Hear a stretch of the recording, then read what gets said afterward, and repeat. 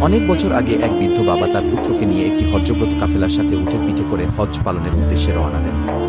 কিছু দূর যাওয়ার পর বৃদ্ধ বাবা তার পুত্রকে বলেন, তুমি ওই কাফেলার সঙ্গে যাও, আমি আমার নির্দিষ্ট প্রয়োজন সেরে তোমাদের সাথে আবার যোগ দিব। আমাকে নিয়ে ভয় পেয়ে না। একথা বলে বাবা উঠ থেকে নেমে পড়লেন। ছেলে কাফেলার সাথে চলতে লাগলেন।